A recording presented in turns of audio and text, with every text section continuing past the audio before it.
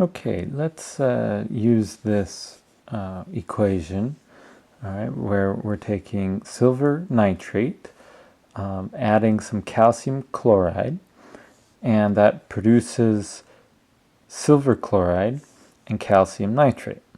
All right, so this would be an aqueous reaction. I could write that in there to be complete, that all of these are aqueous.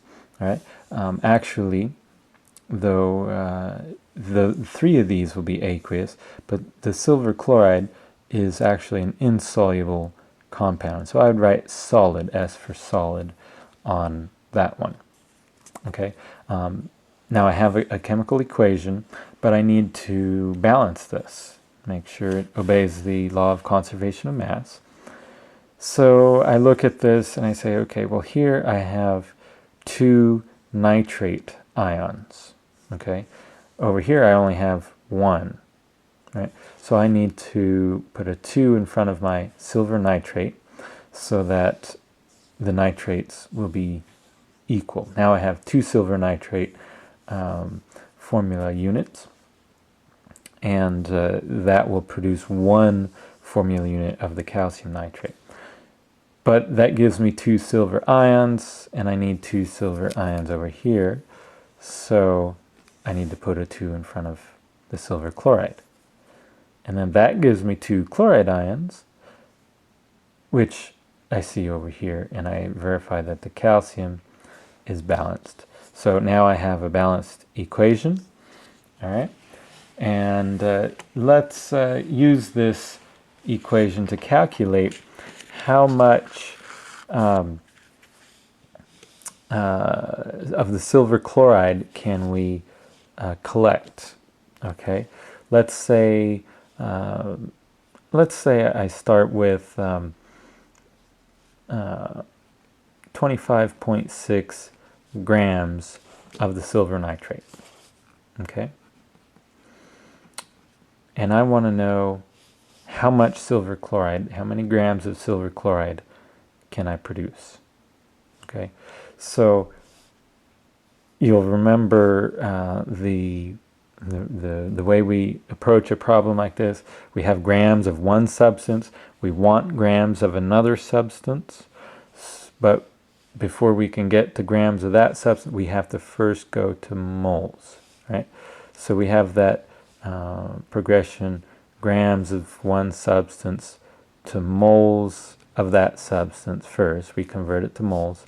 Then we can use the mole ratio from the equation, which in this case would be 2 to 2, to go from one substance to another substance, right? And then we can go back to grams. So grams to moles to grams. All right. So here we have our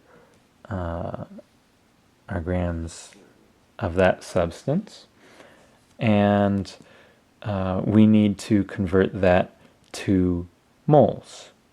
All right.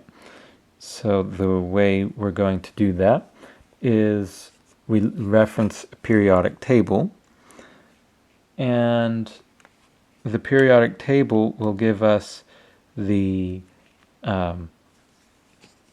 molar masses for the elements. Okay, so for silver nitrate, we have silver, nitrogen, and 3 oxygen.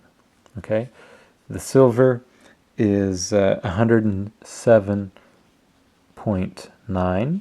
That comes from the periodic table. The nitrogen, 14.0, oxygen 16.0. I should probably keep an extra significant figure here. So let me keep these all at 4 significant figures. Okay.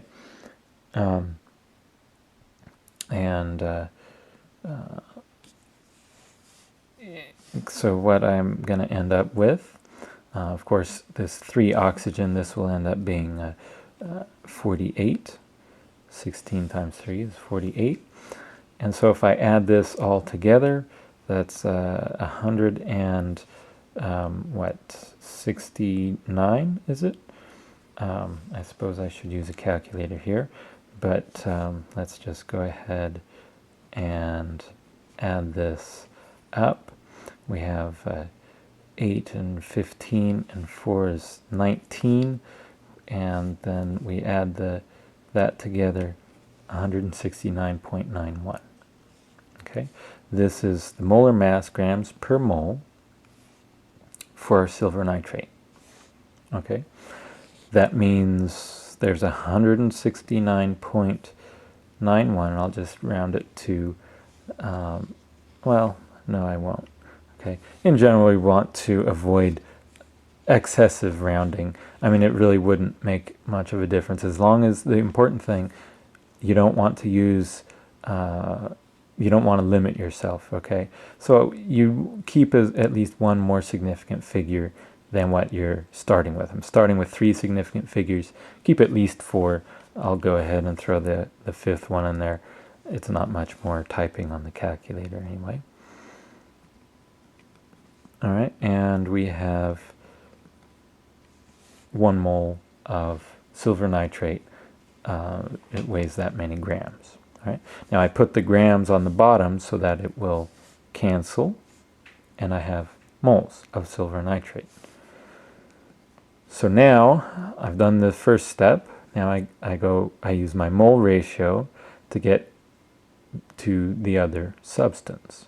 So that's where the equation comes in. After I've balanced it, I know that mole ratio. In this case, 2 moles of silver nitrate, 2 moles of AgNO3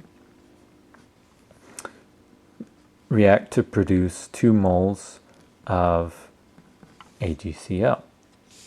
Okay, and then now I need the molar mass this time of AgCl in order to find out how many grams of the silver chloride I could produce. Okay, so there's my silver, and then the chlorine is 35.45, and if I add those together, I have and 8 and 3, and there we go. Okay, 143.35 grams per mole for the silver chloride. Okay. Now, how do I use this one? Well, this time I need the moles of silver chloride to cancel, so I'm going to put it on the top. 143.35 grams to 1 mole of silver chloride. Now my moles of silver chloride will cancel, just as my moles of silver nitrate canceled there.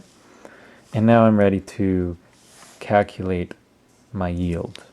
Okay, so let's get my calculator here. And all right, we have 100. First, we're going to start with our 25.6 grams of the silver nitrate, and then divided by 169.91.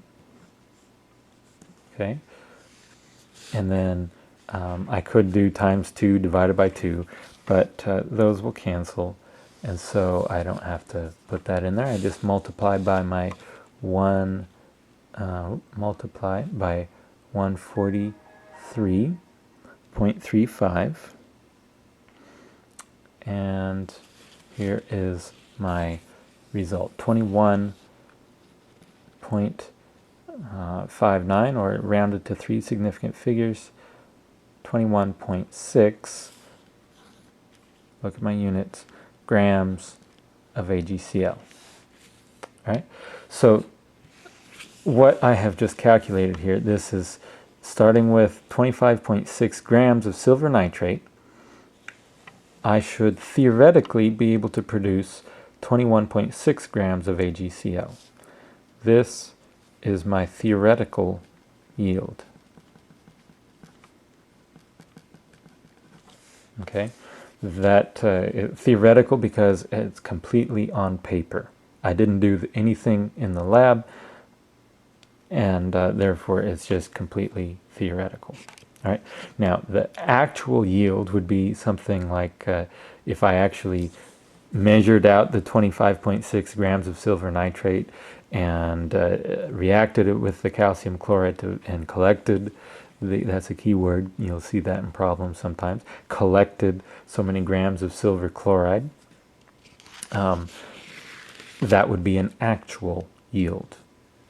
Okay, so let's look at an example like that, and I'll just carry off from this. Let's say I did this in the lab. I measured out 25.6 grams of silver nitrate, reacted it with an excess of calcium chloride, and let's just say that instead of collecting 21.6, which would be my theoretical, that would be the maximum I could yield.